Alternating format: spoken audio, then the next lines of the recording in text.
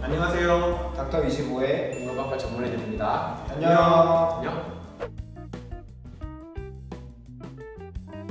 일단 응급실 찾는 증상 통계가 있어요. 그래서 순위가 쭉 있는데 3위까지만 제가 말씀드릴게요. 3위는 열상, 천공, 찢어지거나 많이 이렇게 뽕 찔리거나, 두 번째는 이제 발열 현장, 1위는 복통이에요. 사실 복통이 말 그냥 배가 아픈 거잖아요. 너무 광범위한 이런 복통을 일으킬 수 있는 질환이 너무 많아서, 그리고 이제 복통도 느낌이나 양상이 다 다른데 그냥 한마디로 복통하니까 이게 너무 이제 사촌이 따가서도 배가 아프다는데 얼마나 많은 어른들이 있겠습니까? 아 그죠. 이번 추석 때 얼마나 많은 사람들이 많이 먹고 와가지고 자기 급하다고. 맞아. 그런 것도 다 복통에 들어가는데 이제 우리가 그런 것까지 다 이렇게 일일이 보는 건 아니고, 응급의학과 의사로서 보통 배가 아픈 사람이 왔을 때 어떤 걸 이제 감별을 먼저 하시죠? 첫 번째로 제일 신경 쓰이는 부위가 오른쪽 아랫배, 그쪽으로 감별할 수 있는 것들이 많잖아요. 뭐 여자 같은 경우에는 뭐가 있죠? 난소 영절이나 골반염, 산부인과에서는 이제 그죠.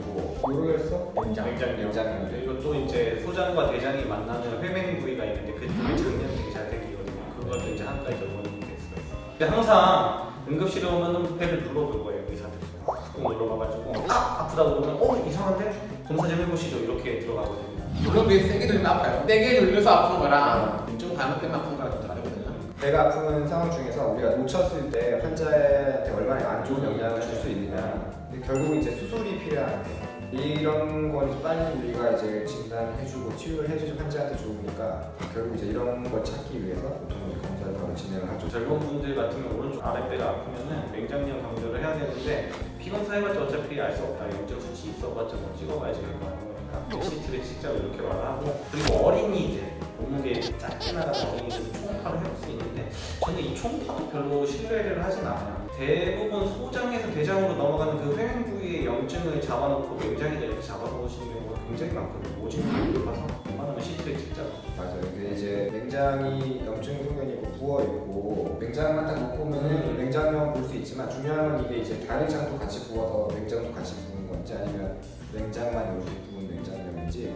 치료가 달라지잖아요. 맹장염 수술해야 되고 소장 대장염 이런 경우는 주사 치료가 가능하기 때문에 중요한 이제 감별이 필요한 거죠. 맹장 다들 있죠. 저는 수술 안 해요. 저는 뗐는데 하셨어요? 생각보다 안 아파요. 생각보다 안 아프고 저는 안 걸려봤지만 통증 중에 제일 아픈 거는 요로열서. 이게 사람들이 통증을 느끼는 가장 큰 하나가 작은 관에 돌멩이 같은 게 들었을 때, 그래서 담낭결석이라든지 뭐 담관결석, 요관결석, 그런 관에 돌멩이 꼈을 때는 대구대구를 부르고 완전 식은땀 나오고 난리 나죠. 사실 요로열서 환자는 119 카트에 실려올 때부터 알 수 있어요.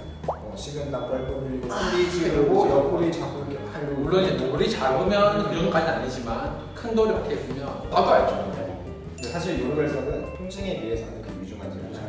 그리고 이제 일부 우리 위험할 수 있는 대동맥박리나 대동맥류 파열이나 아니면 장간 동맥 폐쇄. 잠을 먹여 살리는 혈관이 막히는 경우가 있어요. 아무튼 눌러보면 다 이상해요. 이상한데 CT 찍어보시죠. 항상 이렇게 가요. CT도 보면 이렇게 염증 반응이라든지 그런 거 볼 때는 조영제를 넣고 찍고, 요관결석처럼 그런 것들은 그냥 안 넣고 돌만 찾으면 되니까 또 안 찍는 겁니다. 근데 맹장염 같은 경우는 조영제를 안 쓰고 찍어도 진단이 가능하거든요. 사실 이게 아파서 찍는 게 맹장이라고 생각하고 찍는 게 아니고 맹장이 아니면 다른 부분에 문제를 찾아야 되니까, 그래서 우리가 조영제를 써서 한 번은 찍는 거예요. 두 번 찍을 수 없잖아요. 쭉 찍어서 다른 것도 혹시나 있나 이렇게 쫙 찾아보는 그런 시스템이라고 보시면 돼요. 그래서 이제 응급실에서 CT를 찍었는데 병을 못 찾았다. 그러면 이제 난감한 거예요. 응급실까지 왔는데 검사해봤더니 이상이 없어 이런. 며칠 동안 계속 아팠는데 피검사 싹 다 괜찮고 CT도 괜찮아요. 그러면 이제 저희는 괴질이에요 이러면서 죄송합니다. 이만 지금 병명은 알 수는 없어요. 사실 병이 있을 수도 있는데 우리가 못 찾아서 괜시리라고 볼 수도 있어요. 리산포진 같은 경우는 실제로 가면 배 아프고 배도 아프고 하는데 발진이 있기 전까지는 사실 의식 정도는 아프기만 하고 검사 CT 찍어보면 깨끗할 수 있어요. 그런 식으로 이제 보통이 오게 되면은 이제 응급실에서는 이렇게 응급 질환들을 감별할 수 있는 검사를 하게 되는 거고, 이제 그 외의 경우에는 대부분은 증상 조절만 이렇게 하게 되는 거라서 응급실에서 모든 보통 환자를 다 진단을 내릴 수 있는 건 아니다. 이거는 알아주시고요. 이제 염증이 있거나 혈관이 막히거나 장이 꼬이거나 이런 거는 진단을 내릴 수 있는데 장기 운연이나 이런 거는 진단을 내릴 수가 없으니까 만성적으로 있는 복통이나 이런 분들은 외래를 찾아가 보시면 훨씬 더 도움이 될 수 있다 이렇게 말씀드립니다. 네, 이상 닥터25였습니다. 재밌게 보셨으면 구독, 좋아요, 알림 설정 눌러주세요. 안녕. 안녕.